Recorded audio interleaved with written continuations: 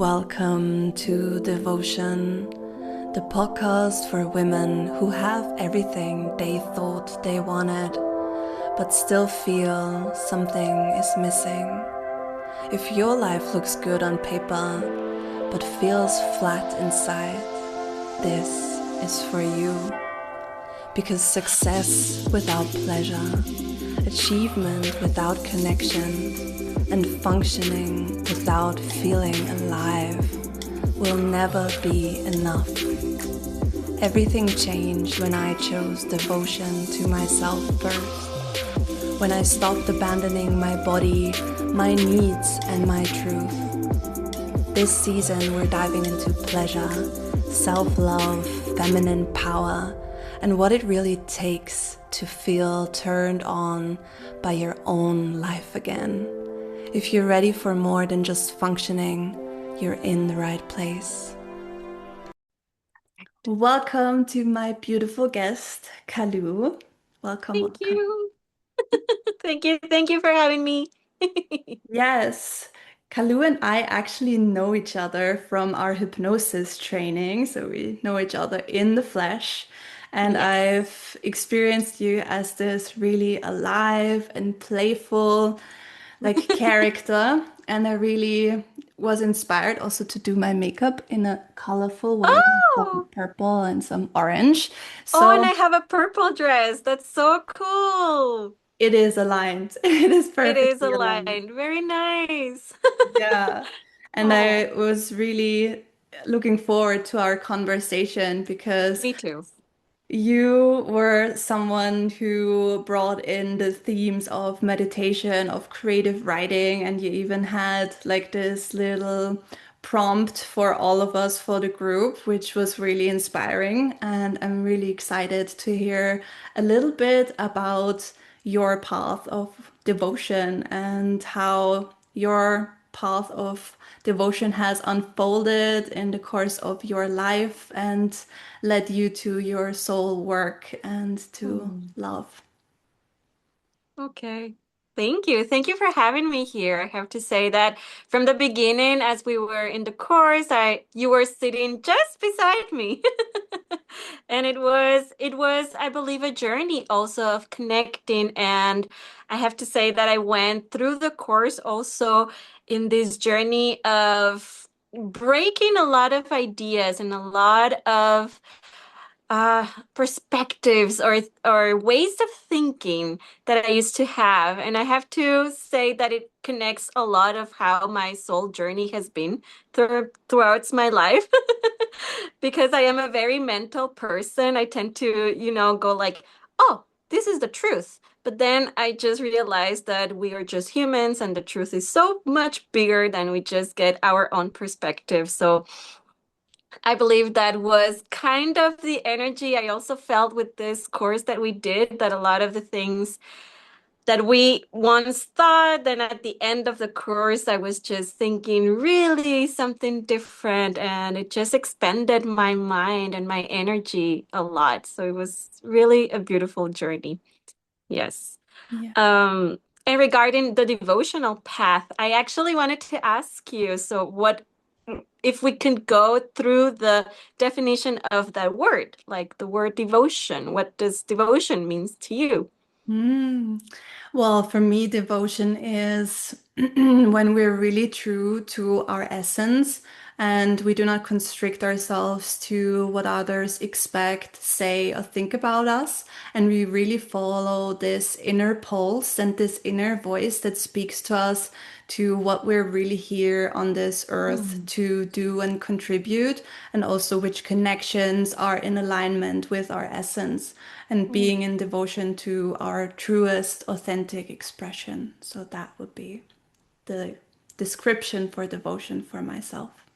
That's so beautiful. And I actually can resonate with that because I have been, since I knew that we were going to do this podcast, I was thinking also about what devotion means to me and how can I see it manifested in my life, or how my journey has been with devotion. And I also resonate a lot with the fact of going inside of you and getting in contact with who you are, what your truly essence is.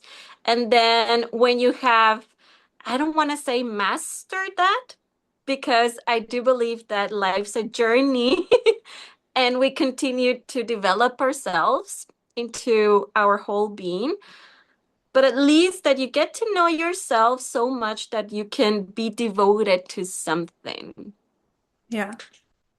And after that, I started to think that devotion to me specifically means to be able to consciously be devoted to something, as you said, that is truly yourself, that is resonated with your soul, with your truth, with what you really are.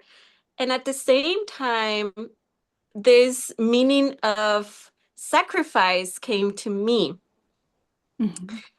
And that's interesting That's a, because I have the feeling that a lot of the times when we come together with the word sacrifice, we think maybe not instantaneously, but very often to this religious sacrifice.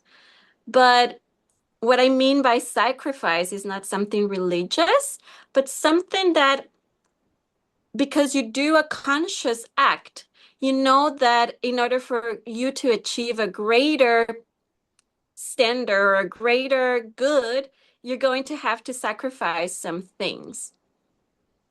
So, for example, my path to devotion has been taking care of my body. mm, That's one of the things that I'm devoted to stay healthy, to in all of the different bodies that we have, not just the physical body. And in order for me to achieve this devotion, I have to sometimes sacrifice some things that I like but are not good for me, for example. I don't know.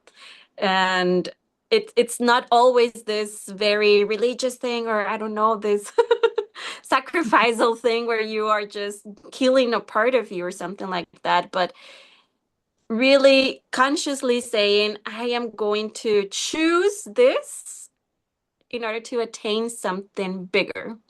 mm.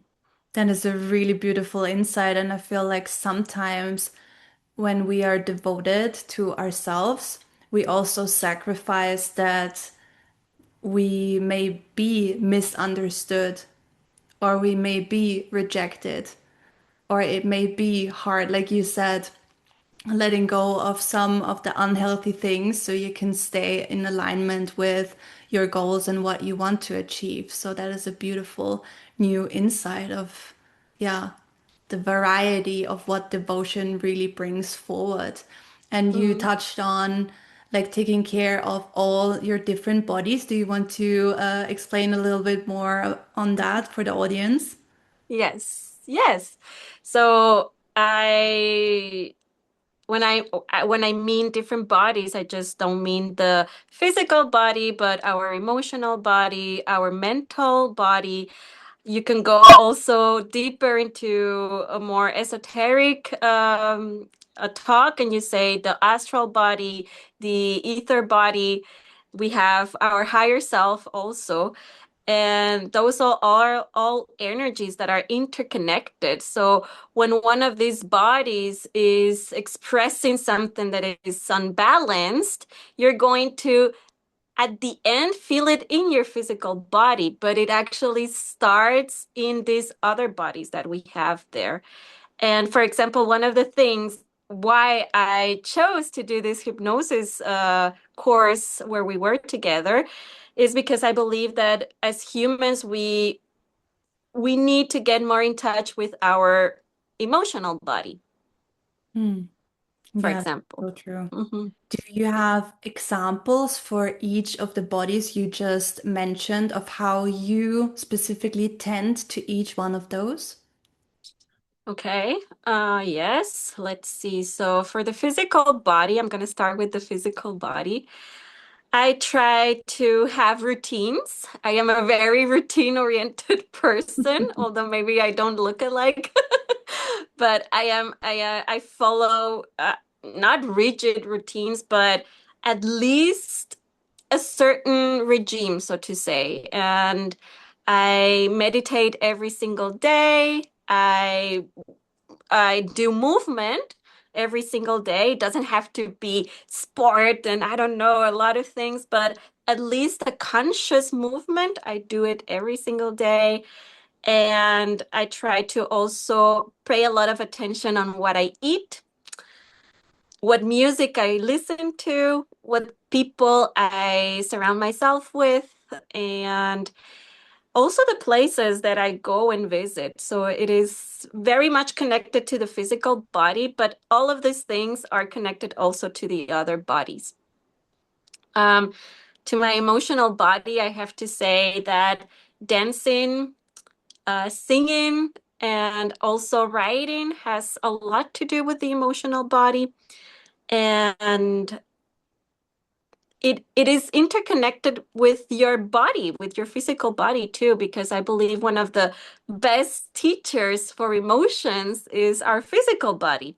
You will feel instantaneously when you are connected with your physical body, you can feel your emotions too. Yes. So that has been something that I had gone into a journey with. Um, and I don't know, but in my line of work, I have seen a lot of people that are so disconnected with the body, but it's not just because a disconnection with the physical body, but it's this disconnection from the emotional world. I don't want to feel emotions, so I don't feel my body too. Yeah, that is so Um, true.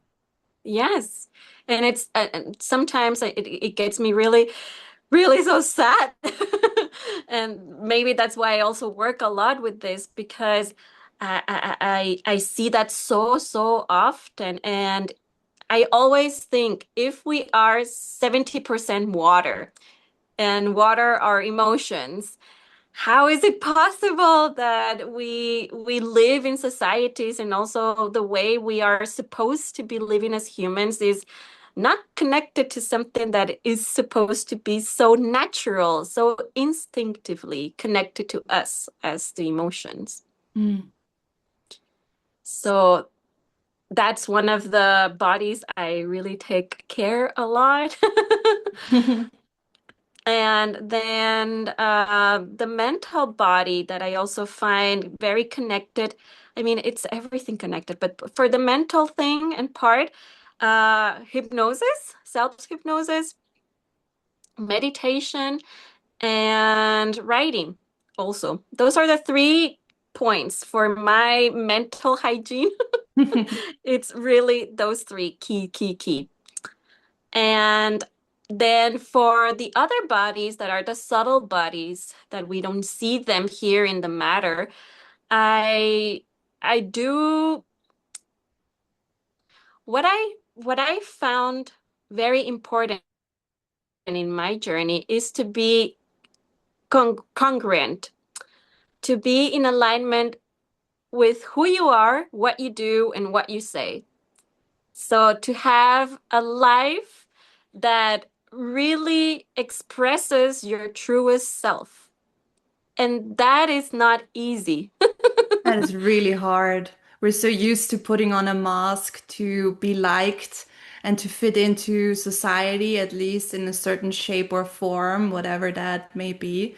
Yeah, thank you for Yes. sharing all of these things. And I want to touch on what you said, that you have many clients who are disconnected from their emotional world and also their physical body. I had the experience for a good chunk of my life that I felt like it wasn't safe to be in my body because there was so much happening around me that was just overwhelming all parts of me, and I wasn't equipped yet because I was so young to handle everything. And so I just shut everything down, and it made me like notice my life and myself like from the outside. I was watching, but I wasn't truly present, and so it was just rolling and passing me by, and that led to forgetting most of my childhood and teenage Mm. years. So that can be very traumatic if a part of us just shuts down, and we usually think, oh, there has to be like a big trauma happening and there must be something. At least that was my belief for a very, very long time. And it wasn't actually that. It was just the overwhelm of everything and the missing structure and skill Mm. of how to handle it all. And when I was grown up and when I was adult and I had this big heartache that just led to complete depression and shutdown, I was also very afraid of feeling my feelings, and I couldn't even feel anger or rage because I never allowed myself to feel these things. And my therapist said something so valuable that's still in my mind today, that you can't shut down the negative feelings and expect the positive ones to stay. If you shut something down, then it goes for everything in total. And that really opened up the possibility and the importance also to really feel my feelings and allow myself to express the what we deem as negative. It's not something negative, it's just that we identify it as such because society has told us it's like not positive in a way. And Yeah. that really opened up a whole new world of experiencing sensation within the body. And so it can be Mm. overwhelming, it can be tough to let yourself feel your feelings. And some people, or a lot of people, are scared of that because they never allowed themselves to do all of it. And then a lot of shit is coming up at once, and that can be Yeah. scary. Yeah, absolutely. Absolutely. I was, as I was listening to you, I kept thinking that to me, it's overwhelming how many stories I hear like yours. And for example, mine is also very similar to yours.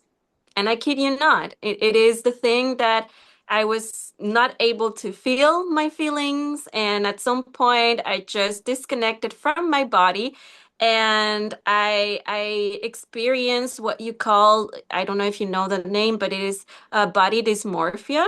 Mm, yeah. It was because I also studied psychotherapy, and I read about it and I studied it, and I never in my life thought that I was going to have something like that. But when you are inside of that, it can be a depression. In my case, it was a very deep burnout that I got, and inside of this burnout, there is also a lot of depressive states and a lot of this um you disconnect yourself from your body, from what reality is actually. And I remember I was not able to see me as how I looked in reality, and all of the other bodies, that was something so strange. All of the other bodies that I saw outside of me were also dysmorphed. Mm, So that when I came out of this state, it was to me very like it was a great master on understanding the other people that also have had that, but it was a master for me on understanding how our mind works. We have so much power inside of us, like so much power, either to do good or to do great things. And I believe the whole process in returning to the self, owning your feelings, owning your truth, is reclaiming again this power that we all have inside of us to be healthy oh yeah. and, yes, heal ourselves. Yeah, and that's the beautiful thing as healers, facilitators, and mentors, coaches, that we went through the shit Mm. ourselves and we learned a whole lot on the journey. And that is why we're so passionate and why we want to hand on the skill sets we have experienced and explored for ourselves and the things that actually do work. So it comes from Yes. an authentic place, from a place of embodiment. And you said something about body dysmorphia and what you experienced. in your work, what are the things that are most valuable that you share with your clients based on your own journey? That's incredible that you're talking about it. Thank you, because I I really make something different than what you are taught in psychotherapy. And that's something that I believe is going very wrong in psychotherapy, one-on-one sessions. And it is because I was taught that in university that as a psychotherapist or a person that is giving therapy, you have to be absolutely back off from your client. So uh, Detached. detached, yes. Mhm. You cannot be saying like, yes, I know what you mean because I actually went through that. The Mm. more you are detached, the better it is for the patient to recover itself. I don't know. But I find that to be really taking this humanity that we have inside of us to actually connect to the person you have in front of you and saying, wow, I connect with you. I know what you're talking about, or I resonate with you.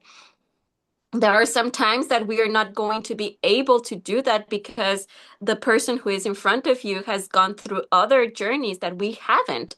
But if the opportunity comes and you can say, I really do understand you because Mm. I went through this and this, I believe in a safe and professional way, you can do it. You can connect to the other person. And it's part of being human, part of telling, hey, we are not perfect, all of us.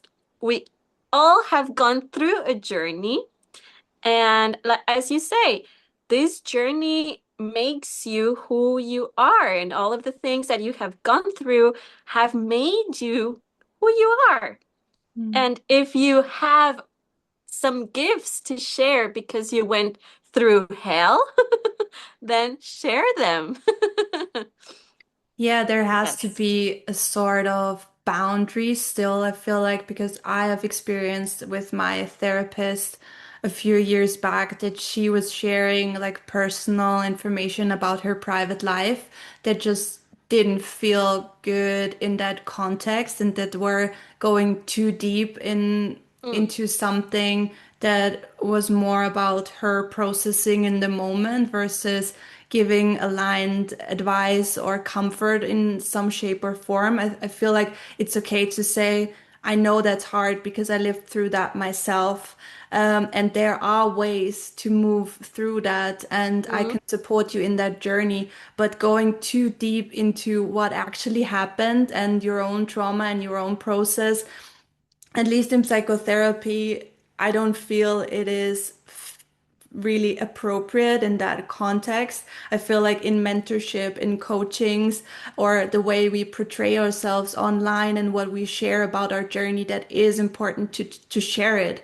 But in the session, I feel that there's a very fine line of what is matching to that specific moment. And at least in my experience, I got to know many therapists, and for most of them, I had the feeling that they studied psychotherapy because they needed the therapy themselves mm, and weren't quite there yet and still searching for the answers.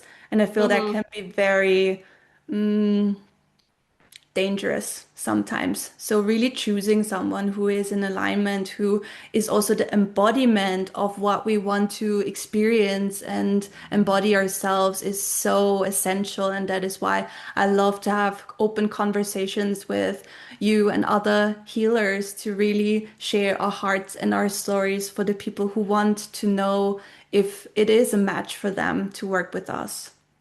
Yes. And I totally resonate with you on that part. That's why I say professional in a professional matter, Yeah. because there is and there are boundaries, and they should be boundaries, because when a client comes to you or a person comes to you for a session, for guidance, it's not about you anymore. Mm. I don't know if it makes sense, but Yeah. it's not about you, what's happening there. So Yes, I absolutely agree with you. And I believe that, especially when you have critical clients, I don't work with critical clients, so to speak. But if you are in that world where really a lot of traumatic experiences happened, there very often you will encounter that the boundaries from the people that they love or the people that are very close to them have been over and over and over drive through, or how do you say it, like Trust. they crust. Yeah. Yes. Yes, so absolutely. When you have had all that in your life and then you come to the therapy and then you also have that in the therapy, it's not going to bring you anything.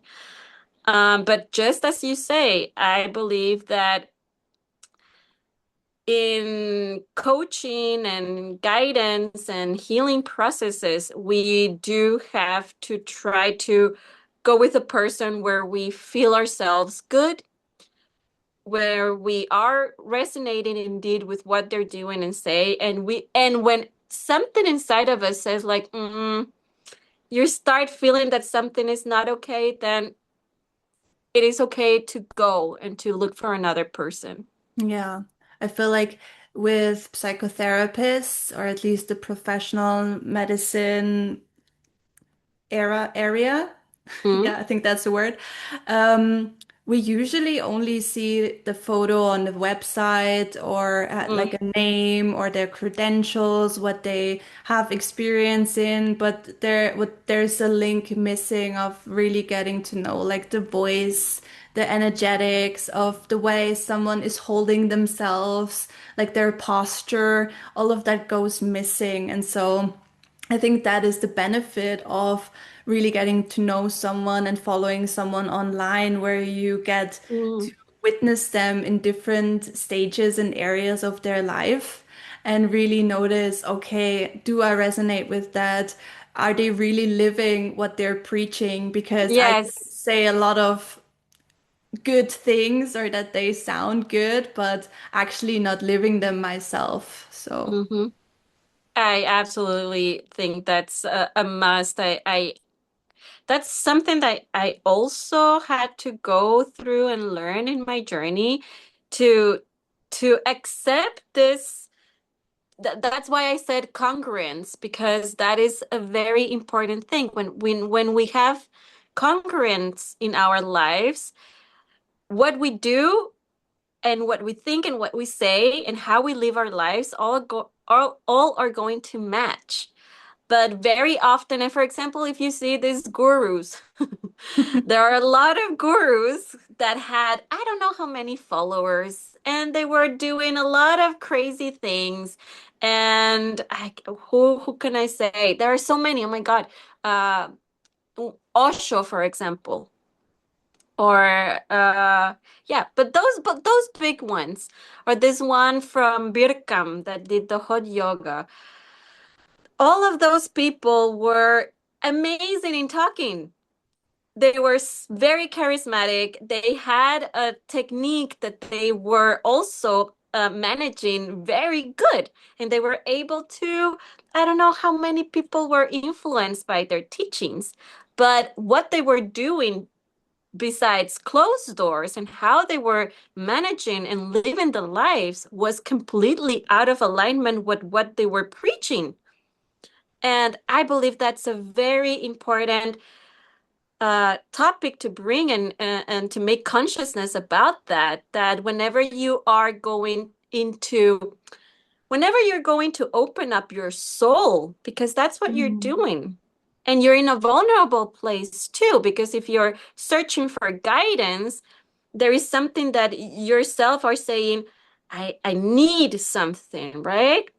yeah. So to be aware and conscious that you are opening a gate to your inner world, who are you going to let inside of there? Hmm. That's so personal. And from my own experience, I just unfollowed my recent mentor I had, Mm, because like I was so inspired by her and I got so much value of our working together, but at some point during the mentorship, I was like feeling a certain disconnect and misalignment, and I communicated that to her.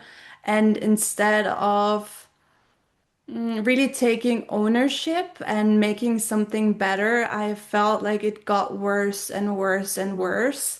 And when I had like a big traumatic experience last year happening, I was Mm, talking to her about it because I had to reschedule like an appointment, and her response felt like energetically it felt so off that I said to mm, her like I want to cancel the last call because I just don't feel it's in alignment anymore, and it was non-refundable. So we did it anyway, and then mm, it felt okay, but there was still this missing link, and so much of what she said were just words, words, words. And after that, there were no actions. So it was a lot mm, about feminine energy, like, oh, that flowy, everything. But there was this structure and being a man of your word or a woman of your word that was missing for me. And so I really had to cut off this relationship and like mm, close this chapter and realize that I am not dependent on her, or I don't need to idolize her. She's not better than me in any way. And I get to be on my own path. And it's so important to listen to mm. this inner voice and honor that. Yes. And sometimes we can't act on it immediately, but it's Mm. really important to make that reflection and to own what you truly feel. Yeah, absolutely. I find that very, thank you for sharing that because I do believe that we encounter in our path, in our life path, a lot of teachers, a lot of people who come and teach us so many different things. And sometimes the teachings are so life-changing that we do create a bond with the Hmm. person that gave us these teachings. But something beautiful about us human beings is that we never stop growing and changing. So when you met this person and you felt this connection, you might have had the same vibration, the same frequency, you were aligned, everything was just flowing. But then life happens, and this wisdom that we all have inside of us to say, after a while, something is not quite clicking anymore as before, or maybe something has changed. But this wisdom to say, wow, I can still go away from this because I love myself and I know that in this moment we're no longer vibrating or being at the same frequency or the same path, maybe path even so, and to just go away in each path, I believe that is one of the biggest lessons that we can also go in life because sometimes I mean, as humans, we don't like a lot change. I don't know. I mean, I don't know what is your opinion. I would love to listen to it because sometimes I think about that and I'm like, I know that I don't go easily on change, but I also believe that society has made me think that I don't like change. Maybe I do like change. It's just that we have been fed that change is somehow negative.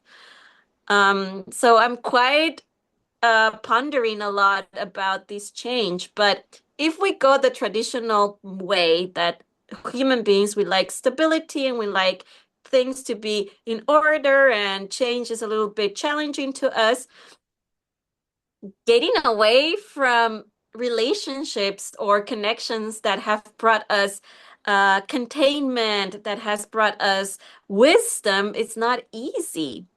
It's not easy, but having that strength of personal power to say, hey, it's not resonating anymore with me. I find that so courageous and so like this inner warrior coming and saying like, hey, there's some change. needing to be here or taking place, and to to to be strength enough to have strength enough to walk away. That's wow. Yeah. Not everybody.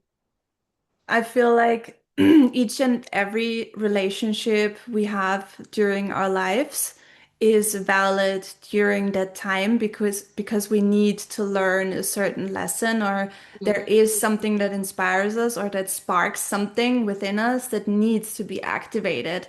And at that point of life, the frequency matches, like you said, the path aligns.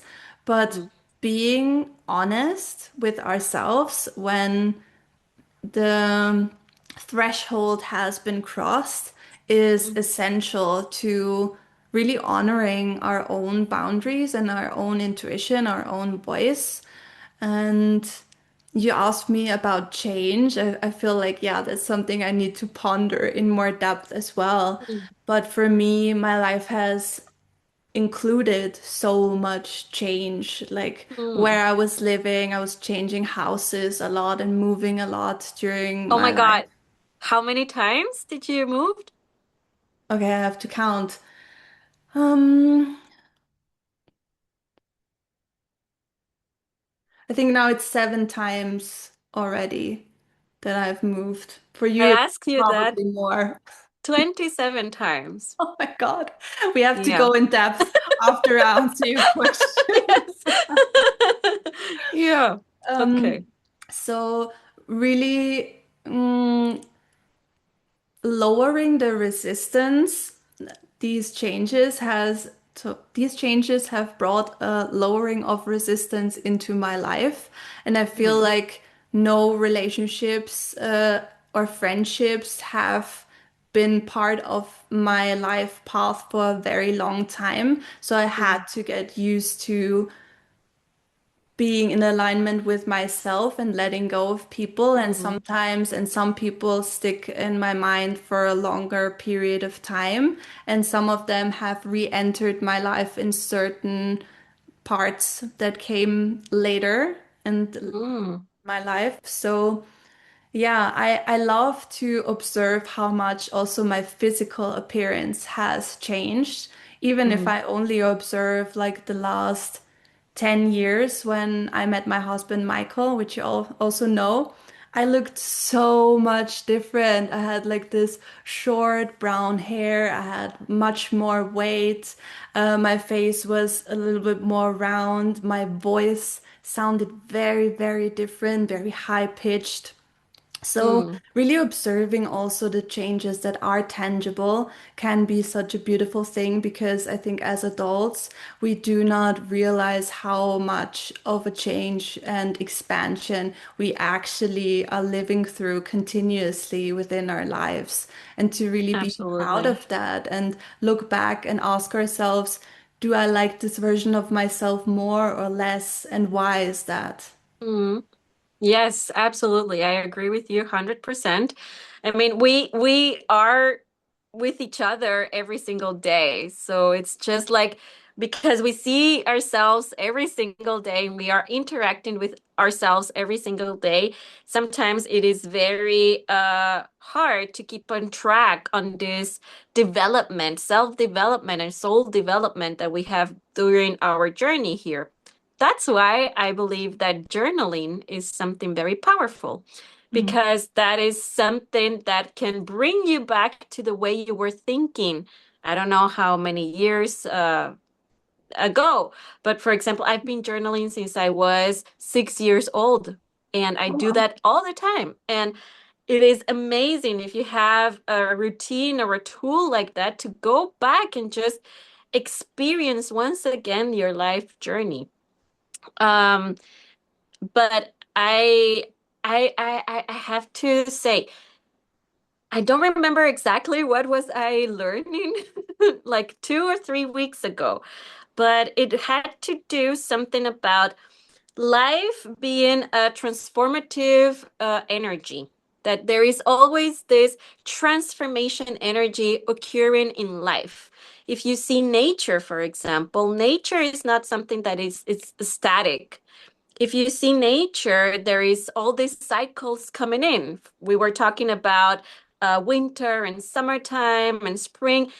They all go in these cycles of change, of birth, of death, rebirth, of abundance, a lot of different things. And we are so connected to nature. We are like mirrors, so to speak. So nature really mirrors also the type of life or the type of energy that is also moving through us. So that's I was learning this, and it made totally sense to me why I started to ponder a little bit more about change, because if we live in a world that is constantly changing, we ourselves are also in constant change. So this idea of you have to be stable and controlled and all the time, just like already in a box. And the more you have things controlling your life, a house, a big car, a family with I don't know, with a white bench and this American dream that they all talk about with all of these things, the more secure your life would be and really not changeable. And I believe that that's really nonsense. It's nonsense. Oh, yeah. Yeah, we are part of nature if we Mm. truly go into that depth. And I love what you touched on there. And that is something Michael has also said to me, like, if we stop with, if change stops, our evolution stops. And that actually means death. So we are in constant motion and evolution of ourselves, no matter how small or big. So thank you for bringing that in. I would love to hear or have you share a little bit more about journaling and what every woman should know about expressing herself more deeply. Maybe you have some sort of advice for bringing her oracle alive. Oh, the Oracle alive. Wow, that's a big thing. Whatever comes to Okay. your mind first. Okay.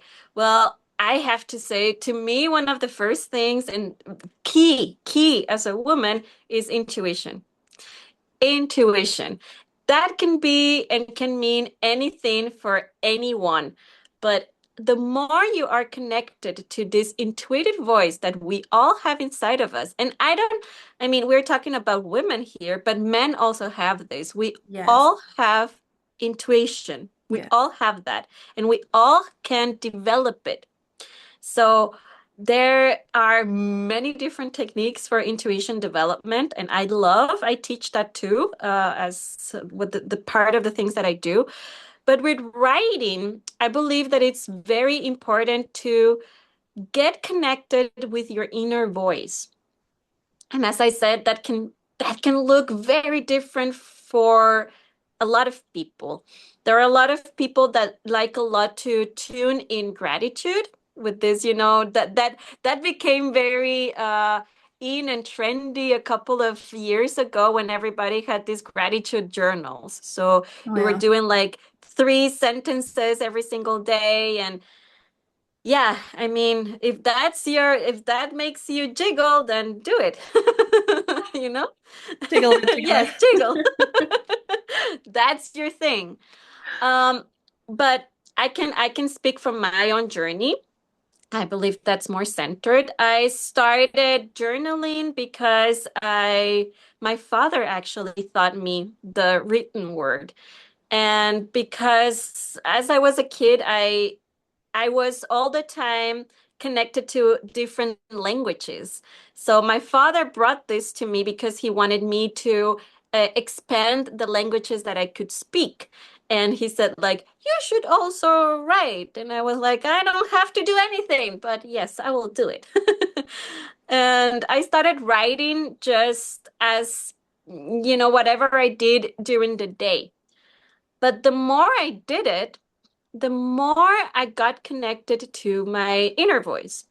And the more I got connected with my inner voice, there was a point when my whole writing routine was not even about me, but it was a connection with a higher power so deep and so profound that during the most darkest periods of my life, that was the connection. You can call it with the universe, with God, with Goddess, however you want to call it, that kept me alive.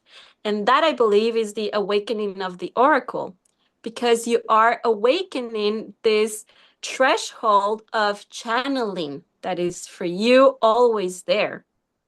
So to me, writing is a very powerful spiritual practice that we can all do.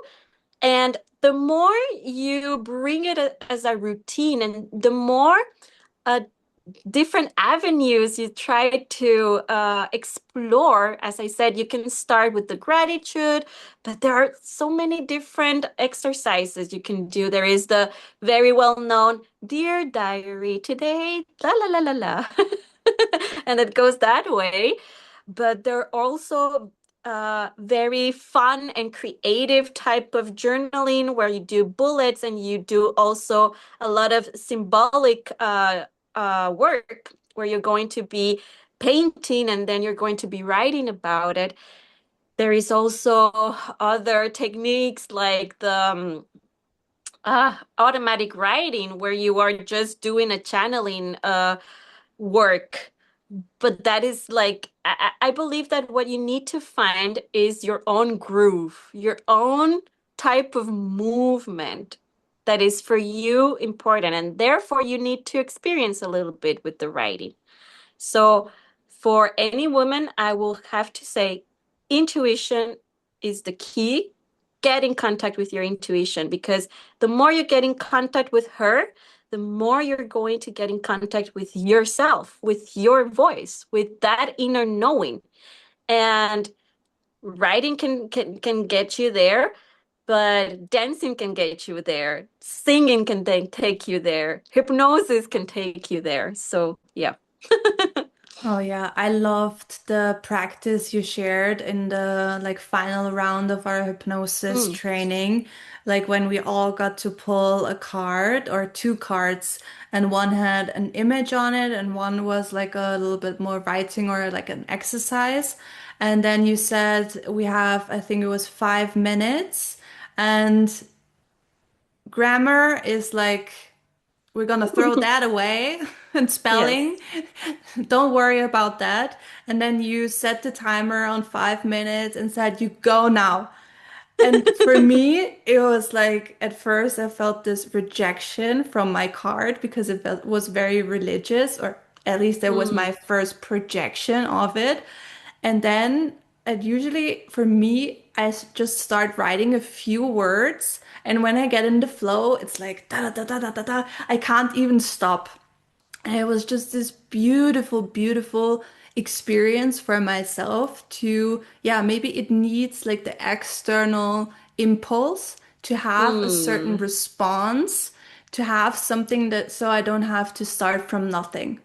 For mhm, me, it's the same with drawing. I was always thinking, mm, ah, what should I draw? I don't know what. The things I'm looking up on Pinterest or somewhere, they're so beautiful. And when I start doing them, I'm like my biggest critic and it doesn't work out and it doesn't look as nice and always comparing myself. And now, after or during our hypnosis training, when I had these profound sessions in my own journeys and the ones Michael guided for me, and they were so healing, and I had to draw them. So now I have mhm, like these dozens and dozens of pictures in my mind that are just waiting to be put on paper. And I finally have these things that I can respond to and that I mhm, feel like the energy is there and it wants to be birthed through me and through my unique expression. So that was really the starting point for me to also not judge what I'm actually doing and observing myself in the process. And usually when I'm mm. drawing, I'm always smiling and I'm always so joyful and Oh, just really enjoying myself. And that was the way I felt with your like prompt when we were doing the writing and I was mm, observing for the women, it was a little bit easier because I think it like they are more in the thing or they have done it maybe. Mm. writing in their diary, but for the men, I feel like they were a lot more in their heads. And when I was asking Michael, "Oh, how was this exercise for you?" and he was like, "Oh, I was in my head in the beginning, but then I was writing something." And I think he just wrote 3 sentences. And I was reading it and I was crying after because it was so beautiful. So Oh. what you said about the intuition with men, yeah, that's so true. But I feel like they're even more disconnected from that because they've never I been know. challenged or supported in letting this voice come alive. So, what I Yeah. love to do in our partnership is really bring forward that and invite Mm. him and ask him, like, what does your intuition say? Or if there's a this or that, then I usually go, what do you think? What is your intuition telling you? And do exactly that to really support him in feeling. Mm. So thank you. Wow, that's very beautiful. Yeah. Yeah. Experience. It was really, really nice. Mm. Thank you. Yeah, you can see you guys have a very beautiful partnership, and you really you glow that. I mean, I cannot explain, but you guys just glow how healthy your relationship is. And I don't mean by healthy like you don't have any troubles, because I believe that any relationship is a challenge and it has to be um taken care of. And as I said before, and we have been talking about this, we develop ourselves constantly. And when we are in partnerships, we develop ourselves together. And to in order for that to stay in a healthy situation, there has to be a lot of communication, a lot of love inside, and a lot of decision making at the in the same time.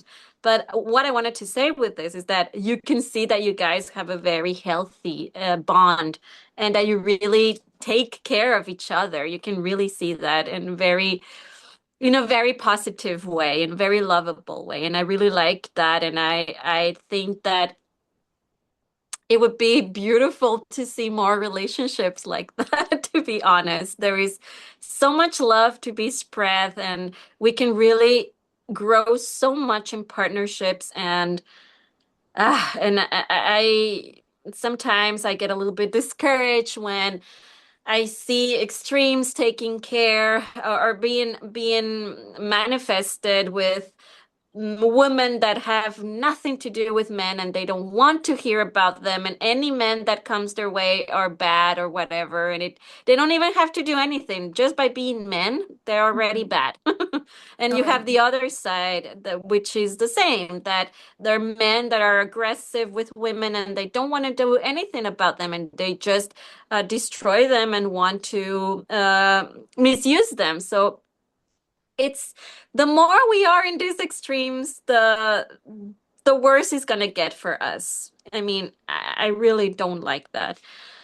that's a whole But other big conversation to be I had. know, I know. I feel like the the healthiest path is always in the middle to Yes, just, yeah. yes.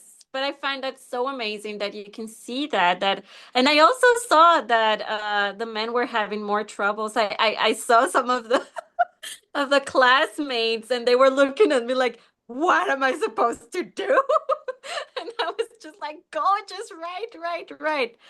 Um, but yes, I believe that again, it's all these ideas that we get fed to us, this we can call them suggestions from the Yeah. outside world, that men are not intuitive, or that we as women are the only ones who have this power of manifest to manifest things. I don't know. Yeah. I don't understand that. So you were touching a little bit on, you were moving quite a lot of times, and I was wanting to ask you, like, I know you speak a lot of languages, and so I wanted to ask you, your experience been of moving so much, being with different cultures, being with different people, not speaking the same language as your mates, your friends, your community, and how you navigated through it all. Okay. So I do believe that because I have been wait. I have been changing since I was very young, and that had to do a lot with my family dynamics. So I grew up, I mean, I always had all the love of the world in my household, and I grew up very free, so to say. But in that freedom, my parents had a very tough relationship with each other. They separated a lot of times. And because of that came also this trying to find a home. And although I believe that moving a lot helped me broaden my experience in life, and especially with other cultures, understanding other perspectives, being open to listen to other people. As a child, I believe that that had a very huge impact on my safety and how I experienced childhood. Because I do believe as kids, we need that safety. We need that, so to speak, routine to keep on going because you are so little and so you are dependent a lot on your parents. So I do believe it affected me at some point in how happy my childhood was because of the constant changing and the constant making roots in a new place and trying some other things and with this family dynamics. I do believe it would have gone differently if the relationship between my father and my mother had been healthier. Then, if that nucleus of love and containment in the relationship would have been better, then the moving also wouldn't have been so stressful as a little kid. But because it was not like that, I did experience it with a lot of movement and constant changing and transformation, all of that. I remember when I was 11, I was so accustomed to be changing that much that I can pack my whole room and all of my things in 20 minutes. And if you would say to me, like, tomorrow we will change home, I was just like, okay, let's go. And I also have seen that in some of my relationships, it has been also a little bit challenging how often I get detached very easily. So I am not so attached to material things. I am not so attached to relationships and to people. And I do believe that had to do with this constant moving and experiencing. And, when you have traveled and you have seen how big the world is, there are so many possibilities that when you are in a toxic relationship, for example, you start thinking like, why am I doing this? Like, come on, there are so many other possibilities in the world. Do I have to have this now? So it has its advantages by being so, but I believe it's also going to be challenging in the moment that you want to bring security also to a partner, for example, into saying, I'm here and I'm going to stay here, although I have a free spirit and a very, just I want to do whatever I want type of thing, but also bringing this stability to a relationship. So, yes, but it has been, being honest, a truly adventure. And because I am, as I said, a very mental person, it has given me so many things to think about and learn about. And yes, I want to keep moving. Yes. Yeah, but maybe it's about finding someone who like accepts and adores exactly that about you, and Mm, for someone to also be open, to be flexible, and to see you as their home and the other way around. Because that's how I feel with Michael. It doesn't really mm, matter like who we are, where we are at, where we're going, we are a family and it's just mm. the two of us. And even if that stays just exactly like that, it's enough. So Yeah, maybe that's Mm. the thing to look out for in a partner, to also be like this free spirit and not to be Yes. too narrow-minded of how the future should look like, because I feel like we're so conditioned in that area. So many people, when I watch the dating shows, are all saying the same thing. I want to get married, I want to have a house, I want to have two kids, a boy first, a girl then second, and I want to have a dog and a garden and a stable job. And I'm like, that's so like a horror movie. Like they all say Mm. the same thing. It can't be real. It's so conditioned. And so really asking Absolutely. ourselves, is that truly what I want? Or is it something completely different? Yes, I find that very important. And that's also this getting to know your inner voice and finding rituals. And I say ritual because I mean a conscious act that you do daily on a daily basis with an intention. That's how I see the word ritual, because I know that the word ritual sometimes has other connotations, but I use it as finding something that you do on a daily basis where you can also pay devotion to, that is going to get in touch to this inner knowing what you really are. Because when you find that, you are going to also attract that to you. So it comes from you, the first thing. If you don't know who you are, if you don't know what you're made of and where you want to go, then the people that you're going to be meeting in your world are going to be also like that.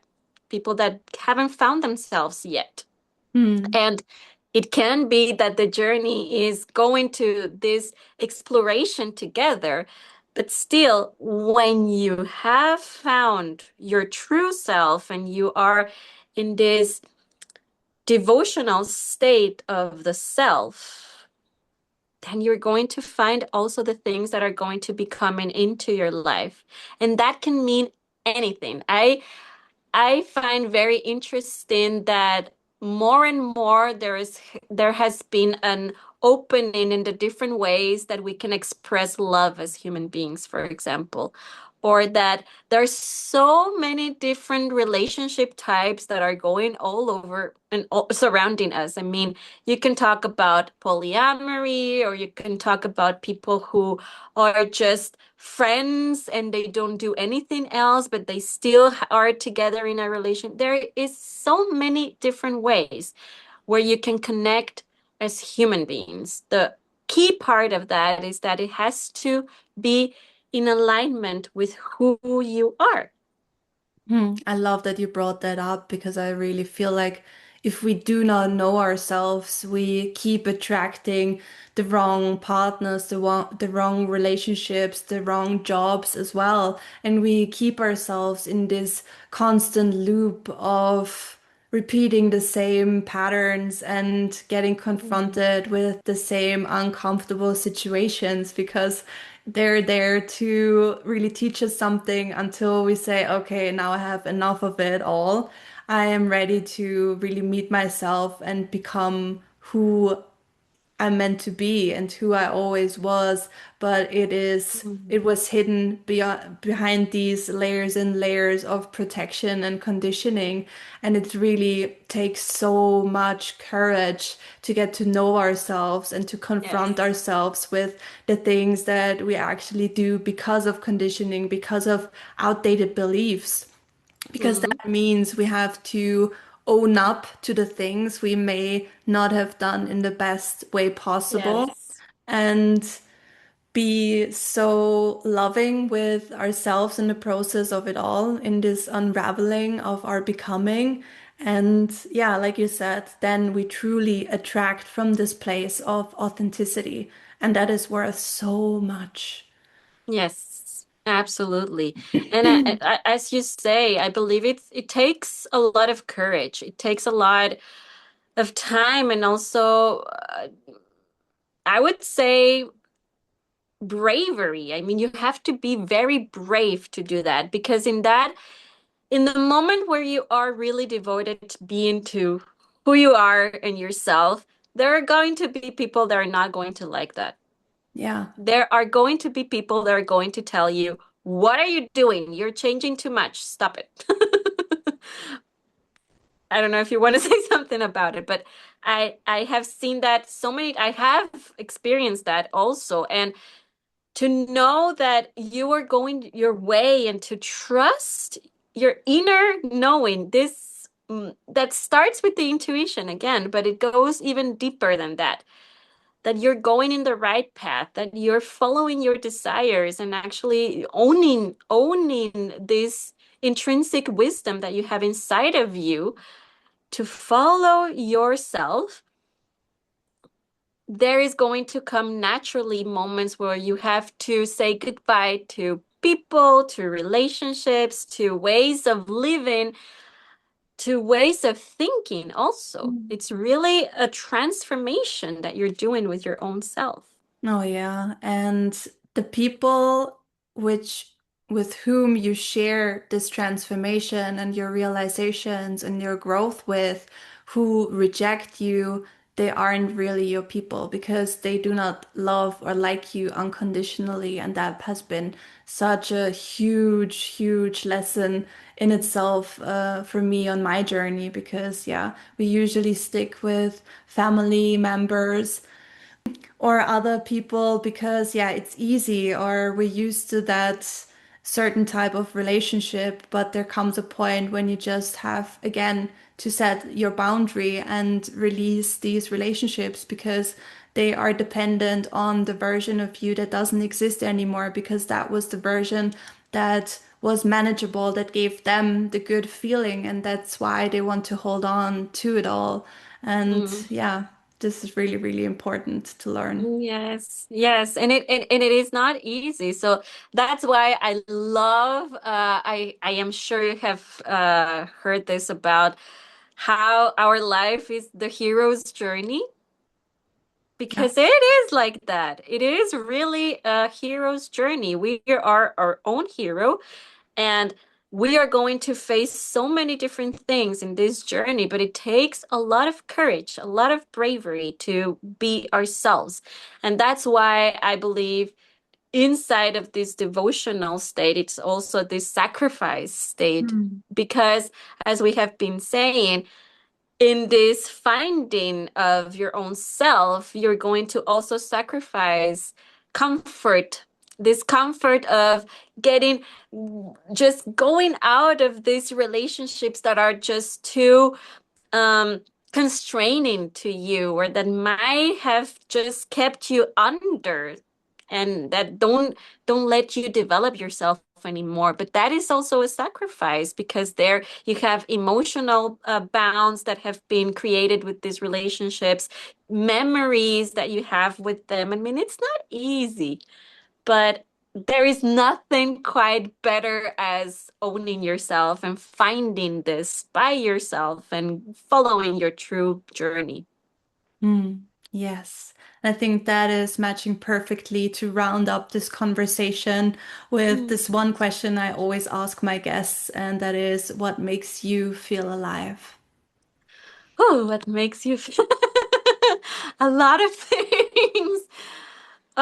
A lot of things.